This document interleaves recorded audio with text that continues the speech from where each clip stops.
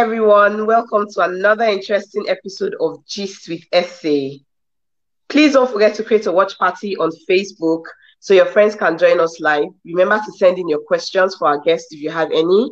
And don't forget, you can also call on WhatsApp to speak directly to our guests. The number to call is +44 74 66 951 641. Our guest today is the very popular Nigerian comedian Hafiz Oyetoro, aka SAKA, a nickname he earned from the TV series House Apart, where he starred as SAKA. He is a theatre practitioner, a lecturer, a creative director, and an arts consultant. He's also a brand ambassador. He starred in movies like The Wedding Party, Oju Kokoro, The Taxi Driver, Wives on Strike, just to mention a few. Today, he will be gisting us about integrity in the workplace. So let's gist.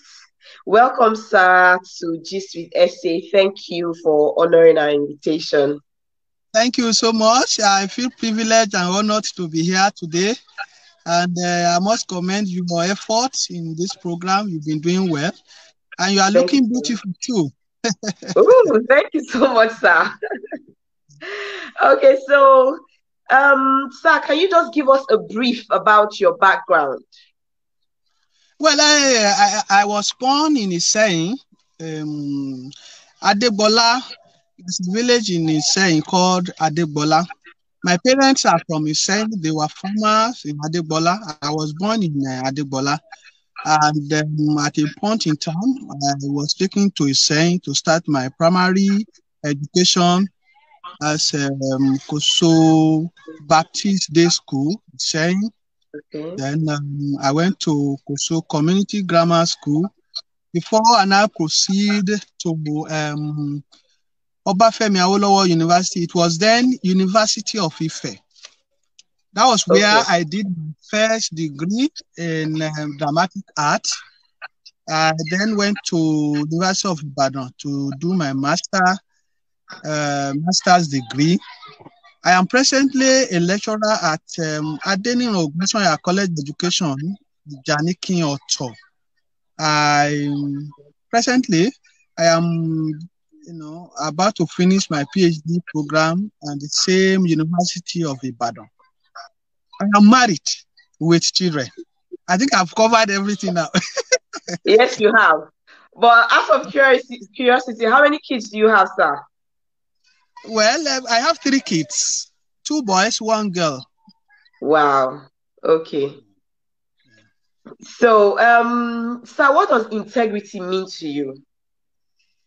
Well, you see, integrity is a state or a kind of a quality of being honest, of having a very strong moral principle. When we say somebody has integrity, it means that person is honest, that person is humble, that person is sincere, that person is trustworthy, that person is responsible, and he or she respects other people's opinion. That person does whatever he does without anybody supervising him. That person can do the right thing whether anybody is there or not. Wow. As a matter of fact, when we talk about integrity is somebody who allowed both religious, political, and social influence to affect his day-to-day activities. For instance, if somebody has the opportunity of stealing a huge amount of money without anybody there, something in him, the integrity aspect of him will concern him. Oh boy, although nobody is here, this is not good for you. Don't take it. And he will not take it. That is an indirect social and moral influence on that person. It's not only the person does what is good and right without anybody seeing him or her. That's what we call integrity. Okay, sir. How can one maintain integrity in the workplace, especially as an actor? Because you said with emphasis on the phrase moral principle. Yes. Well, you see, every profession, whether any profession at all, every profession has its own tempting period or tempting situation. The ability to resist such moral, commercial, or social temptation is what we call integrity in the workplace. Now, for instance, if I, as an actor, if I play a role with a woman or a lady, I don't have to take it beyond what we have done on set or on stage.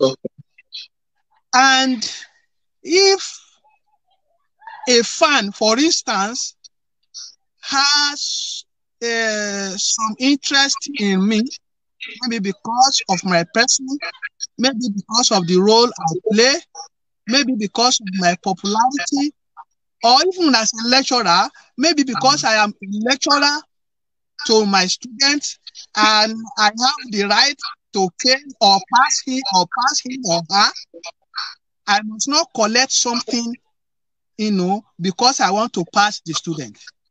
Or I must not say because I am popular, or I am a good actor, or I am a bad actor, or the person seriously is in love with me, and I want to take advantage of that situation.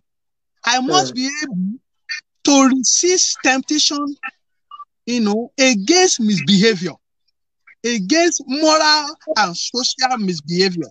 That's the best way. If I am a boss and I am in charge of a budget of so million, I have a right to spend. I have a right not to spend. If I am giving that so million to do a particular project, if I have the right not to do the project, my integrity will tell me, you have an integrity. Do this project according to what you are expected to do.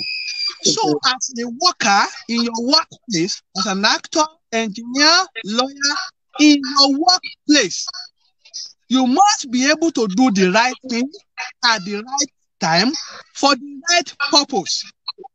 That is how you can maintain integrity at workplace. And that is why we make the workplace move forward. Another area is this. If you are employed as an actor, a lecturer, an engineer, or whatever you are, you have it as a sense of responsibility to be loyal and faithful to what you are working for. If you are giving certain salary, it means that you are responsible to deliver accordingly, whether the boss is around or not. That is integrity. And that is how the work will go on.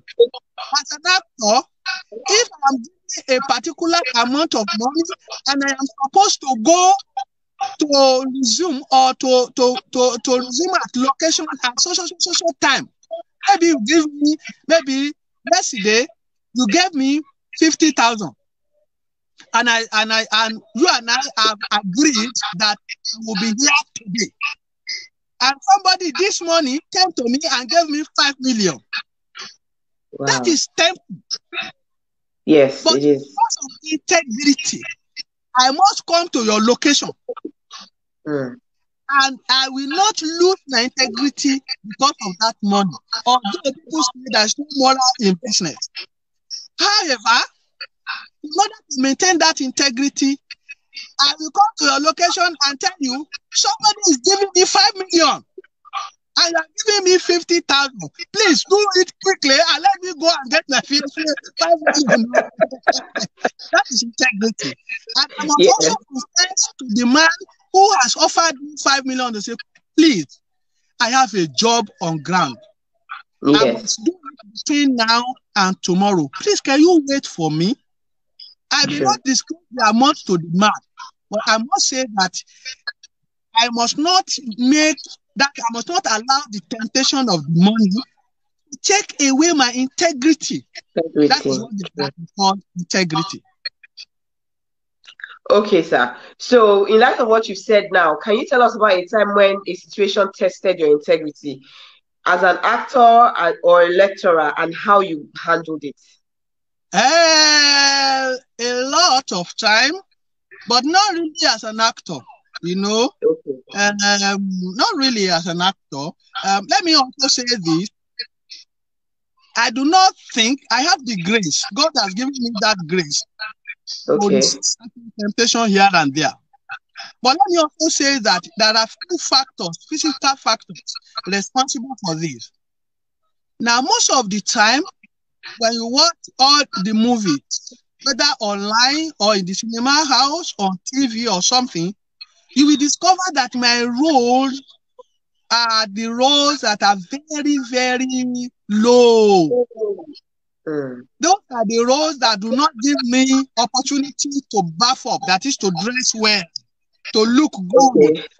So I'm not particularly physically attractive, which can also attract other people to come to me. Okay? Wow.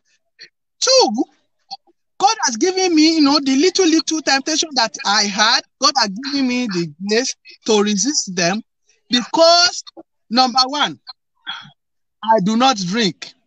I don't take alcoholic. I don't smoke. I do not go clubbing. I only go to social events that I am invited to. Okay. I only do overnight when my job absolutely requires for it. And so those are the situations that can, encourage temptation.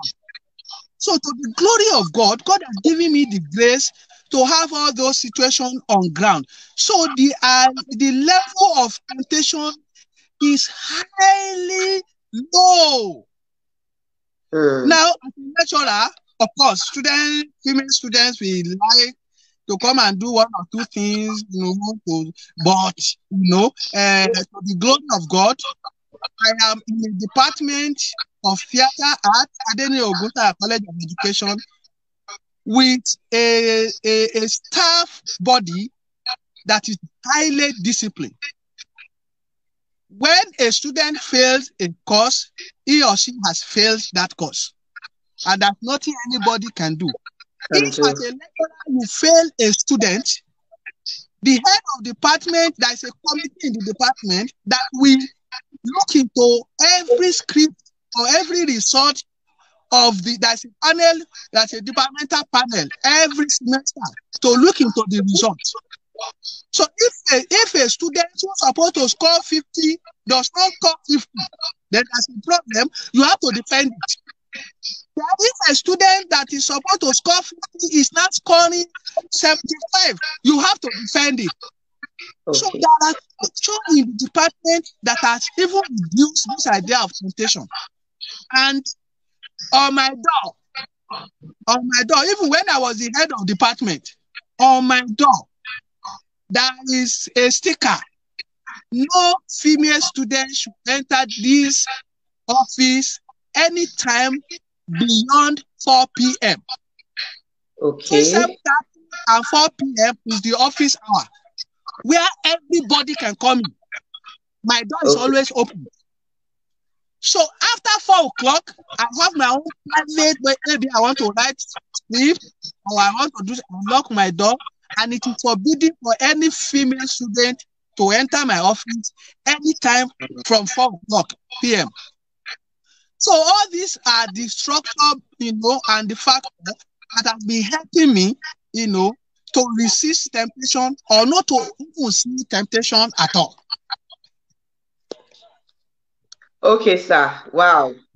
So before I ask, take a question from one of our viewers.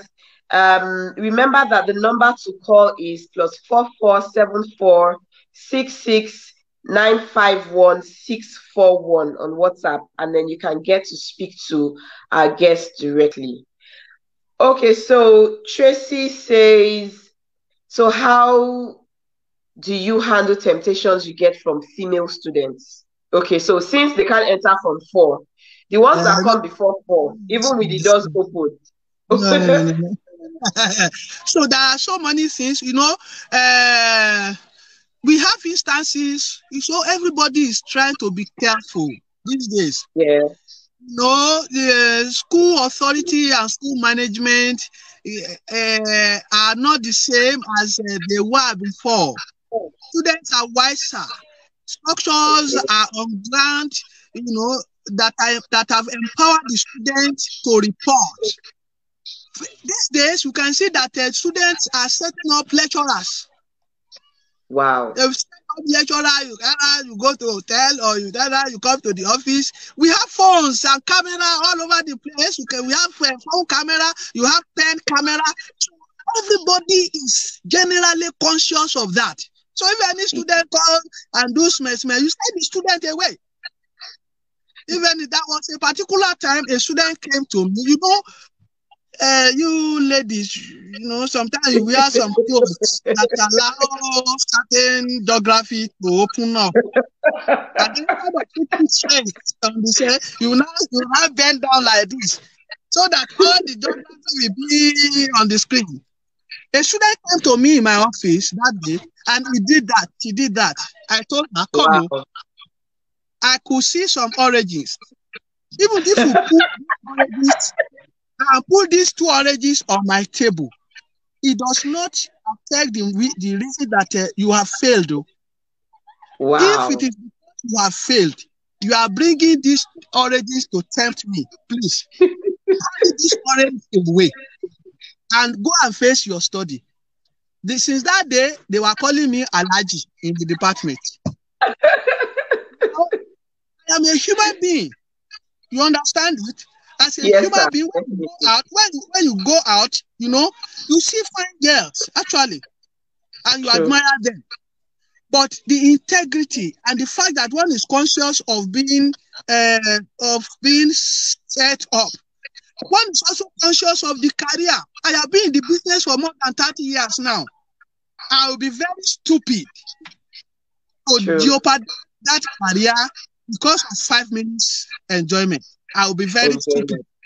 I will be very, very. I am conscious of that now, and I pray that God will not allow devil to enter my office and tempt me like he did to Eve during the time of Adam and Eve. Yeah. I pray. I will never. I pray, because you can never be too careful. True. Some people who are still looking for downfall will still have their own way. So I just pray every day. I pray, God, please give me the power to resist temptation. Let my power of resistance to temptation, let it be strong and get stronger every day. One has to pray about it too. Prayer is also very important to that level, because in your privacy,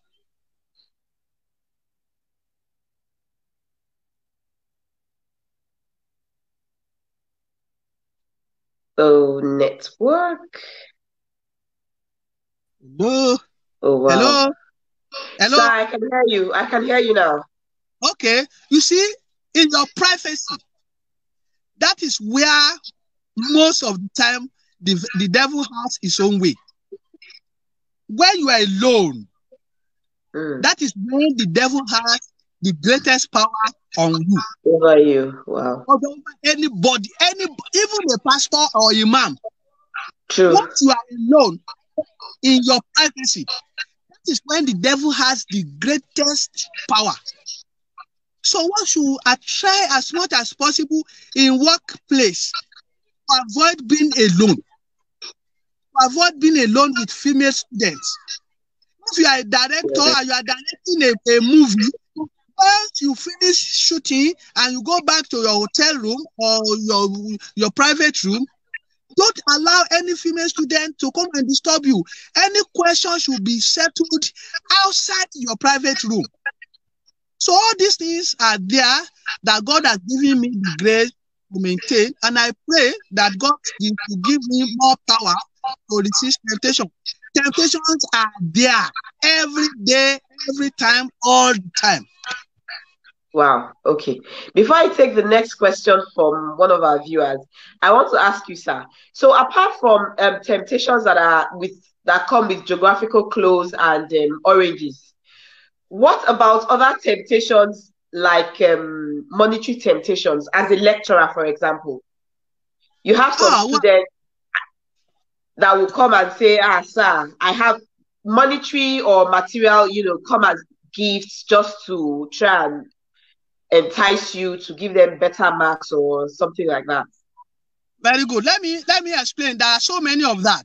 There are so many of monetary something. One, because I teach in a College of Education, that's a project we call teaching practice.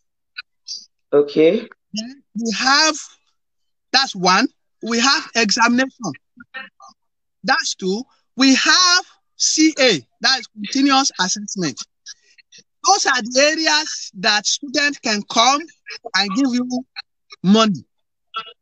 For the glory of God today, I am saying it publicly, I have never received any of such. I don't receive gifts from my students. Some students have come through their parents, they will give you envelope. Wow. When you go as a supervisor to go and supervise a teaching practice student in another school, after you have finished supervising them, they come, they wrap something in the envelope, and I tell them, I am doing my job. My salary is far, far more than your own. You are not working. I am working. I have salary. So don't bother to waste your money. So to the glory of God, we have all those things too. But for me, I don't collect. You can check everywhere. Like where I work is Adenina Ogunsanya College of Education. Any student, don't call any student that has any dealing with me in the area of teaching practice, in the area of examination, in the area of continuing assessment. I want to thank God that all those things are not. You see, let me also say this. Upbringing is another factor. True. You see, I was brought up in a rural area. And you know that moral and home lesson are very, very important in rural area. We were taught that whatever we have is what we should be satisfied with. So I didn't have so much exposure to the urban area until when I got to the university. So that has been, it has been in my body, in my system, in my psyche. So I come to deal with not all everything. I just see life as simple as possible. My student will pass if he or she works very well. He doesn't have to give me anything. He will fail, and I will make him know that he has failed, and I will help him to pass if he's ready to pass. Not that I will collect money from him. So I will let him know that he has to pass. Because if you collect money from a student and you pass him or her, you are generating a great cost on your own children too. Because that is half-baked, maybe the person to handle your children. I have children. I always think about my children because they are still young, they are still in school, So that's it. But to the glory of God, I have not collected anything from my student. Now, maybe I do my birthday, if you are student, I won't collect gift. Although some students who have passed out 3-5 years back, and they come to say, Oga, I said, I can't greet you. Take small card or take small, I can take that one. But as a matter of principle, I don't take things from my students that I'm still teaching. Okay. All right. So we have a caller on the line. Hello. Hello.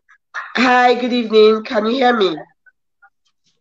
Good evening. I can hear you. Can you hear me? Yes, I can hear you very well. Please, can you tell us your name and where you're calling us from? My name is Tracy. I'm calling from Canada. Oh, okay. Tracy is calling from Canada. Okay, what do you have to say to our guests? First and foremost, I want to say hello. It's really awesome just, having you on our show. It's really, really very awesome. I'm a very big fan. Okay, so the question I want to ask, I understand the fact that you have structures, in place. I'm talking about your work now, not as a lecturer, not as an actor. Okay. And then you have your rules concerning students, female students getting access into your office anytime after 4 p.m.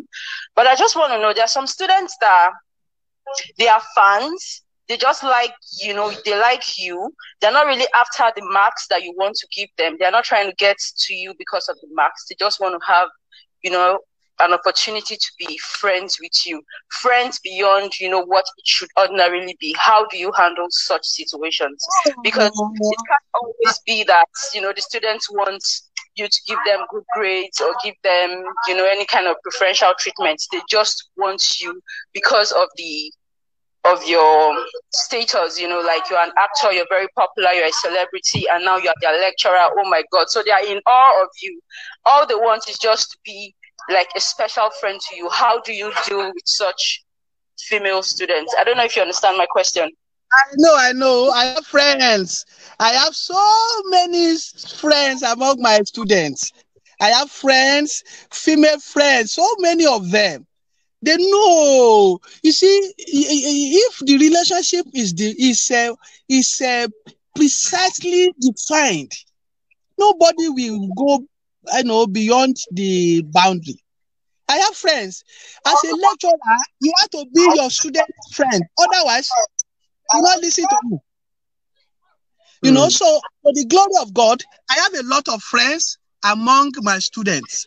I also have a lot of friends among my male and female students. Some of them are my boys. Some of them are my very good friends. I actually played the role of advisor to some of them when it comes to relationship, academic issue, and some other private social issues. As a teacher, it is my responsibility to have them as my friends in the first place. I also have special friends out of them that I can send messages that they know my wife, they know my children, we are friends as friends. I have them. And to the glory of God, we have been able to cope with each other without any unnecessary immoral temptation. Okay, so in other words, you don't have any female students who want more than just friendship from you. We are friends and we are friends. Some of them are my very, very close friends. Very close friends. With no strings attached. Yes, they tell me I advise them about their relationship with their boyfriends, with their whatever. We are so close that we talk to personal issues. So, there's nothing wrong in having a female friend as friend. You see, there's nothing wrong in that. As a teacher, your student must be first and foremost your friends. Otherwise, the process of learning and teaching will be affected. Okay. When your student like you, they will listen to you, and psychologically they will imbibe, what you are teaching them.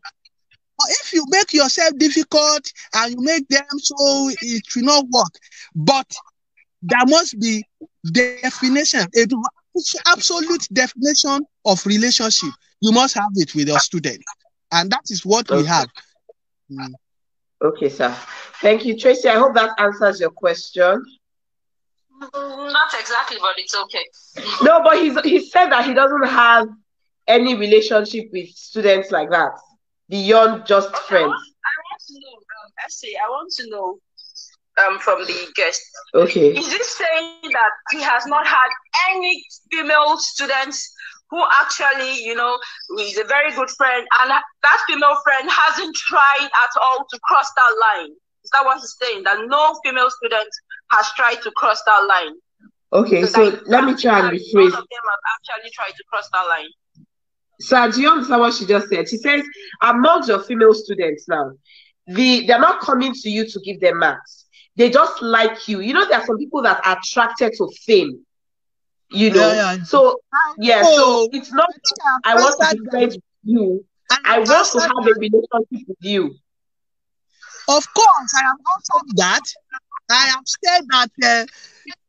I have said that there are just very few occasions where some have made an attempt to cross the line. Okay. And we really have to, because we are all human beings. You have that, the temptation is always there. To the glory of God, since I got married, I've never had any extramarital issue at all. It is this one, whether you believe it or not, it is between myself and my God. All right? True. So, I don't, anybody, some of my students who try, very few occasions. A lot of them now understood me, and that is why they call me Alaji. I do not. I've experienced a little of that, but to the glory of God, I was able to, you know, resist the temptation. But then we still remain very good friends. Okay, sir. Tracy, does that answer your question? Yes, it does. Thank you very much. All right. Thank you for calling. Bye. Okay, sir. So let's take one more question from our viewers. Keda A says, how do you deal with people taking you as the roles you play, thereby not taking things serious, even when you are serious or really angry, sir? That's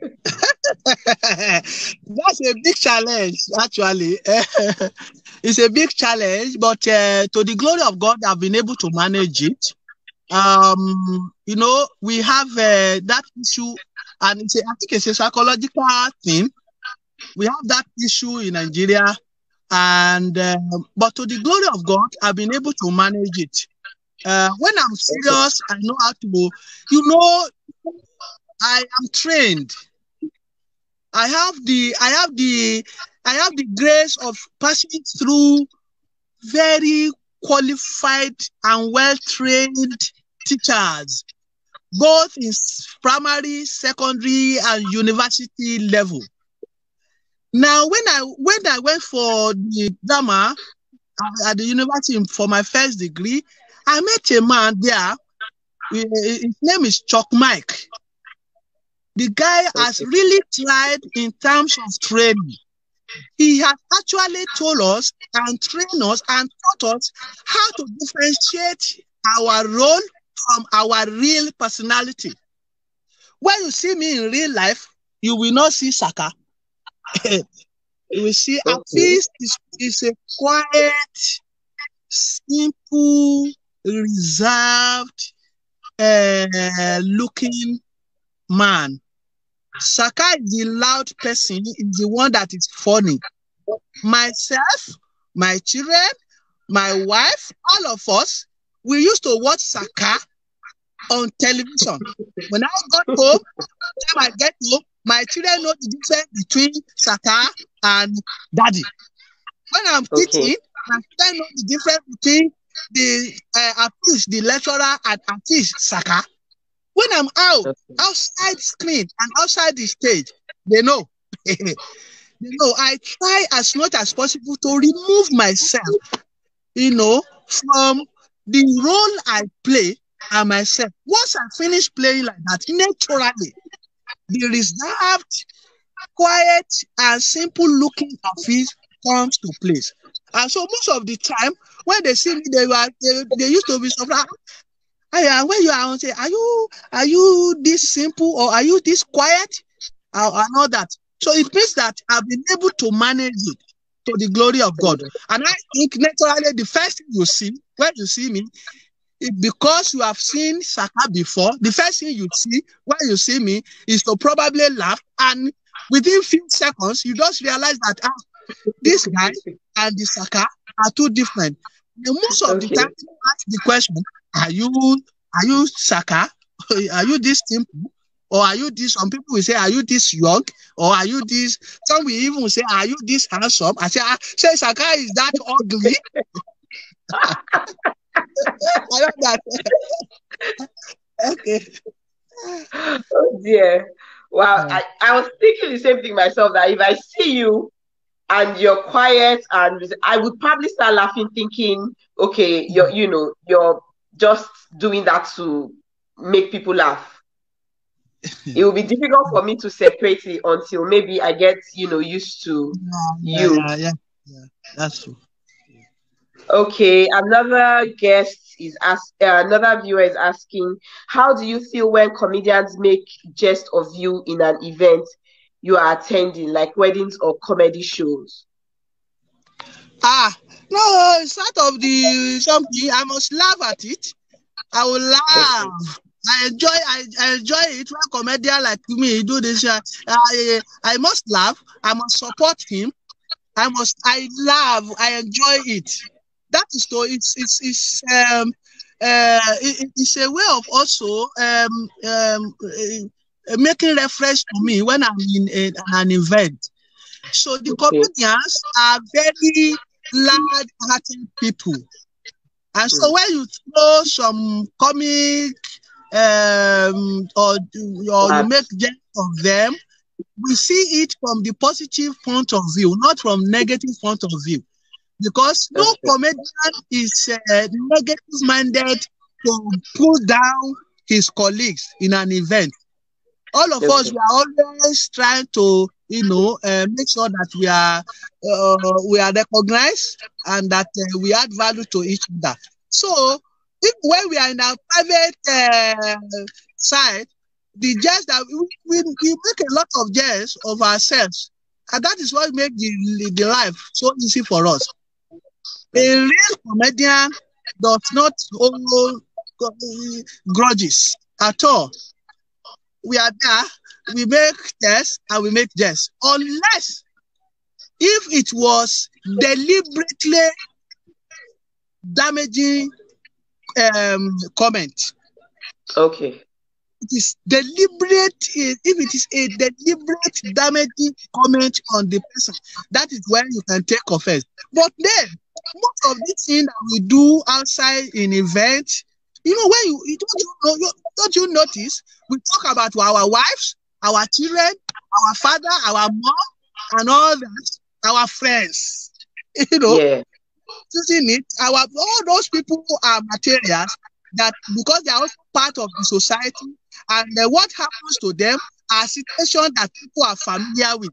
So if you use them as case studies in our joke, it makes the joke more real, more credible, more funny, and more familiar to the audience that we are performing for.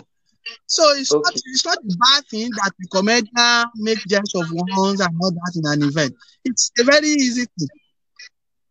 Okay, so have you ever been in a situation where a comedian, made a deliberately damaging comment or a comment that you found, damaging?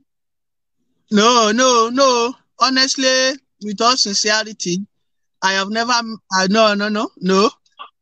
Well, with the glory of God, all the comedians that I know, that I have worked with before, they are very, very wonderful people, very creative, fantastic, and they are really, really good people. Okay, Obatare Ejiro, I hope that answers your question. Okay, sir, so what's your advice to young people generally regarding integrity, considering the fact that our value system as a people seems to be on the decline? I can't, there are so many examples, whether in entertainment or, especially with social media now, our value system is almost like is non-existent. So what's your advice? Hello, my picture is freezed now. Okay, it's not frozen where we are. It's not frozen on my end. So can you hear me? I can hear you, but my picture is already freezing. Yeah, it's fine. It's not freezing on my end, so it's not going to affect anything. As long as we can hear each other, it's fine. No problem. I guess you can see me very well, actually. Yes, we can. I can see you moving. Okay. I went to put on my inner light. Okay. Yeah, we'll be rounding up soon. So, what's your advice to young people generally regarding integrity, considering the fact that our value system as a people seems to be on the decline? Yeah, so that's a very tragic thing. In those days, I was told there was this principle of trust that if you're a farmer and you wanted to sell your yam, you didn't need to go to the market physically.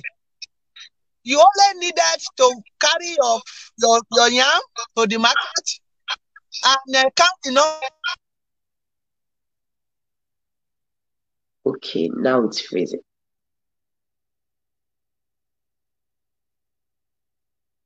Okay, let's just give it like a minute to see if it will unfreeze. Wow, this has been a very interesting time with SAKA. Number of stone and put it beside the yam. Then, okay, just careful. Thief will steal it from you. But then, this thing, hello, can you hear me? I can hear you now, sir. Yes, sir. All right, now. Where was I? Hello? You were talking about taking your yam to the market and then dropping it and counting. Okay, now you just count the number of stone that you had. You want the number, how much calorie you want to sell the yam. You will just put it beside the yam, and then you will go away. Okay. Then the buyer will come, count the number of the stone, put the number of calorie there. He will collect the yam and will go away. And the calorie will still be there for 2-3 days when you will go back to collect the calorie. Wow. But these days, if you try, you will not even try it actually. If you go to the market, you carry your yam, you sit down with the yam. If you are not careful, the yam, together with you yourself, if you are not careful, the thief will steal everything from you away. That is the tragic situation that we have found ourselves today. And it is because, one, of our economic and social situation. Then, because of the poverty and because of bad leadership that we have, and we also have terrible social setting that does not ask questions. If you are a millionaire now, nobody asks questions where you got your million. Money. They will make you chieftaincy, they will give you chieftaincy title. If you are very honest and you work very hard, you don't have money, they will not recognize you in your village. That is the situation that we find ourselves these days. And so, a lot of young people do not see integrity as something that is valuable. They see it as something that is irrelevant, that if you have integrity, you are not going to be anywhere. But let me say this, that integrity may be difficult, but it has its own value later in life. I will advise that let us be self-disciplined, let us have self-control, let us have our principle of moral uprightness. Let us be patient. By the grace of God, if you work very hard, and you play very hard, you will also be recognized, you will also have your money, and you will also be blessed by God. Most people who do not have integrity, they don't end well. 99% of people who do not acquire whatever they have acquired with integrity, they end up badly. Go and find out. So in order to end up well, in order to have rest of mind, and in order to be blessed by God Almighty, let us have that principle. Let us have that integrity in ourselves. Let us be able to resist corruption, temptation on corruption, on money, on whatever, on women. God is good. God can do everything for everybody. And I believe that it's a good thing that once you have the integrity, I'm sure Nigeria is getting to that. I'm talking of Nigeria now. Yes, definitely. Nigeria will become okay. And I know that most part of the world, a lot of the leaders, or in various parts of the world, are actually providing good leadership that enhances integrity in the people. I believe that Nigeria will also go to that level. So the issue of integrity has to do with enabling environment, enabling social, political, spiritual, and economic environment. And I believe that once we have all those things, God will give us the ability to have the integrity. So my advice is that no matter how hard it is, let us have integrity. And with integrity, our future is very bright and rewarding. Wow. Thank you so much, sir. So on a final note, sir, for someone who works as hard as you do, from the lecture room to set to the theater, how do you relax? How do you have fun? Yeah, I like listening to people a lot. Oh, okay. I like watching film.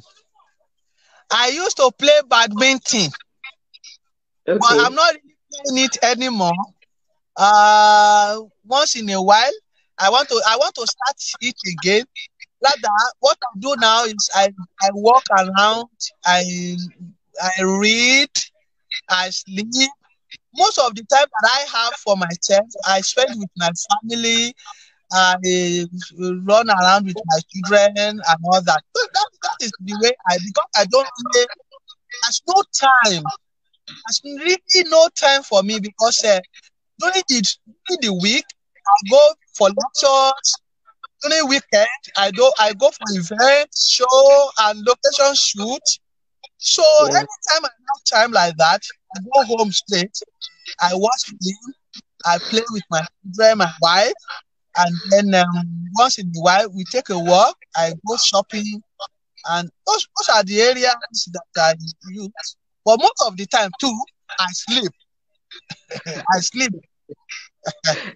Okay, thank you so very much, sir. It was such an honor to have you on the show.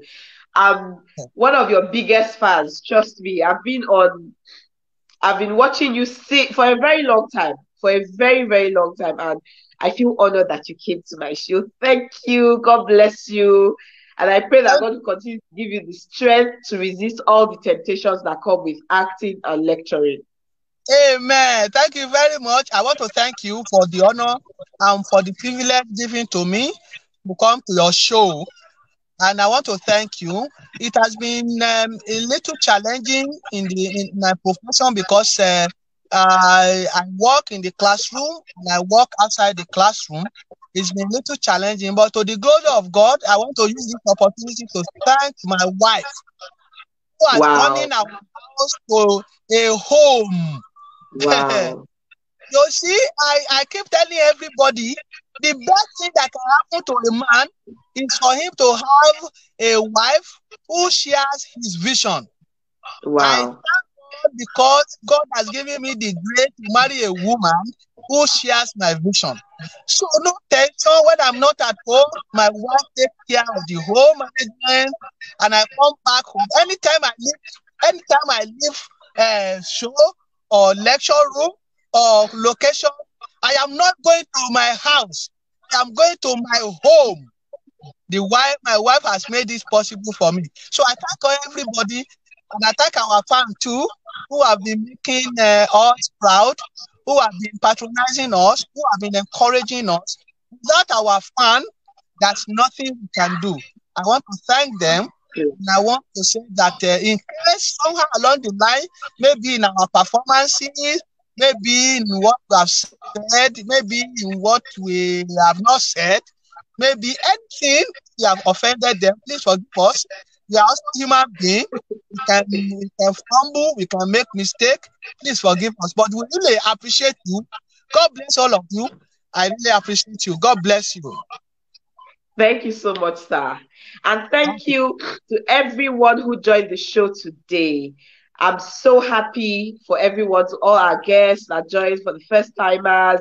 I see you all. Thank you for the support on Gist with Esse. Remember, till next time on Gist with Esse, remember to always stay positive, stay happy, and stay mended. Bye. Bye, everybody. God bless you all.